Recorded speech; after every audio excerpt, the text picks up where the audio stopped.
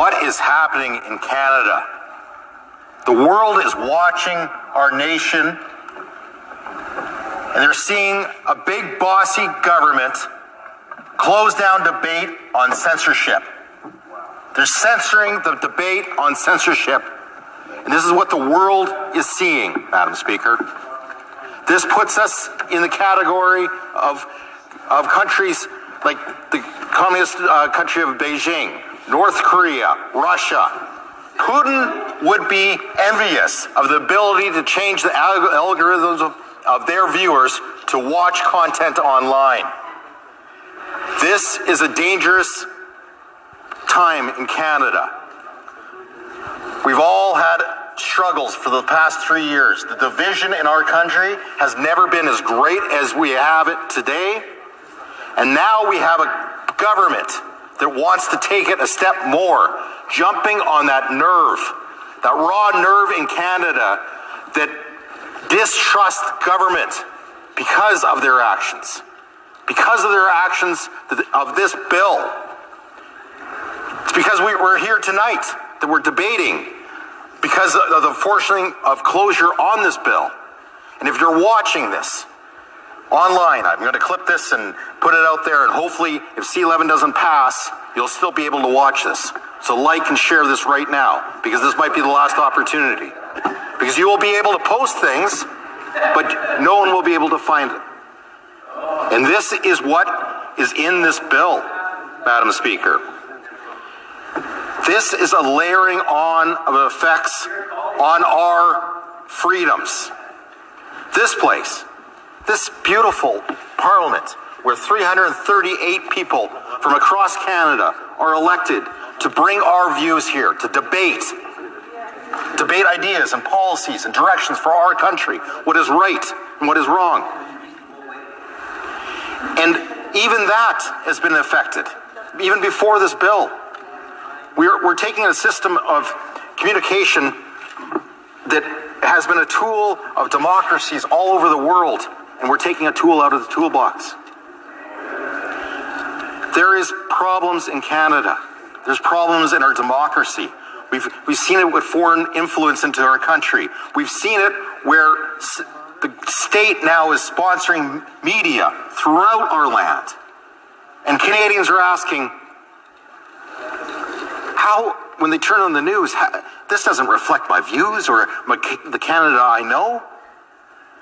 And then they make the realization that it's being sponsored by government, so they mistrust it. And this goes back to the divisions that we have in our country. And we have to come up with policies and ideas and laws that bring people together, not divide them. And this is the problem that I have with this bill, is another big bossy government wanting to divide Canadians. And censorship has been in our history, in the world. And history never always repeats itself, but it rhymes. And Madam Speaker, you only have to look to the failed regimes around this world. And not even that far back in our history, the 1940s in Eastern Europe. In 1945, there was a vote in Hungary. We had democracy in Hungary in 1945. The communists finished, I believe, 6th. By 1949, it was a communist country. How is that possible? And one of the tactics they use, it's called the salami tactic, where they just take a slice. Yeah. Every time a little slice more. Absolutely. A little bit more each time. And right now, this is what this bill represents, is the government will tell its citizens what they can watch, what they can consume, how they should be thinking, or what thoughts they should be portraying. And I give pleas to the members here tonight. Think about the impact if this bill becomes law in our country. And in a future parliament, there is a leader that takes these tools and censors their party and their beliefs. and what you want to post. And this takes us into a country of Canada that I do not want any part for myself or my kids. This bill will allow you, and we've heard earlier tonight, you can post all you want, but your fellow Canadians won't be able to view it. The tree falls in the forest. Madam Speaker, we still have time to stop this. Later in my speech, I have two direct asks to the Canadians that are watching live tonight or have been watching this online. Please, once again, like and share this video. Madam Speaker, I'd like to go back to some of the struggles that we have in Canada are because our institutions, such as this place, Parliament, isn't functioning how it was set up to function. Everybody in here has probably had people phone their office and say, hey, when I was watching question period, everyone's asking questions, but not hearing any answers. And the citizens of this country over and over is seeing this. They're seeing questions get asked that they want to hear the answers to. And they phone and write. Why isn't the speaker saying, answer those questions?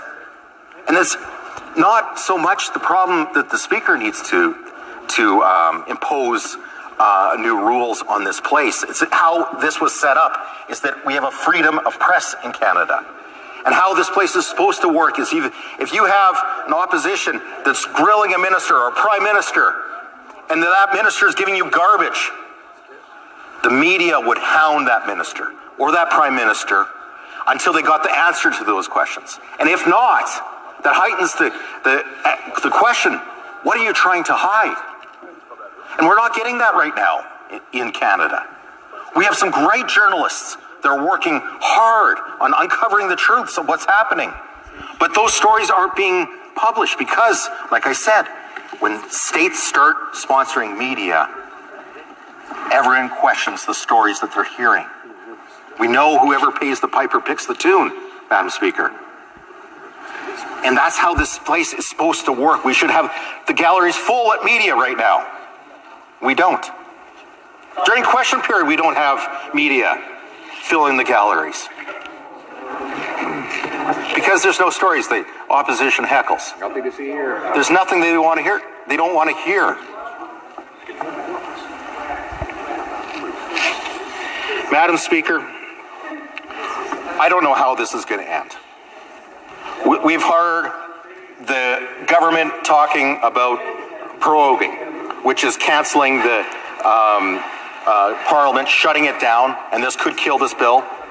This bill is going to be passed on to the Senate unless the Bloc and the NDP decide that they're not going to vote with it later tonight.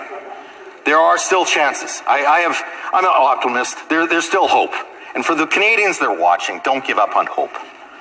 Search out the petition that we are circulating right now.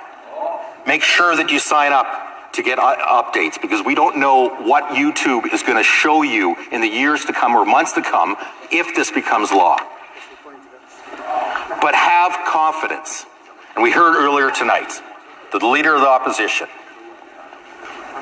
one of the first things that we'll do is cancel C-11.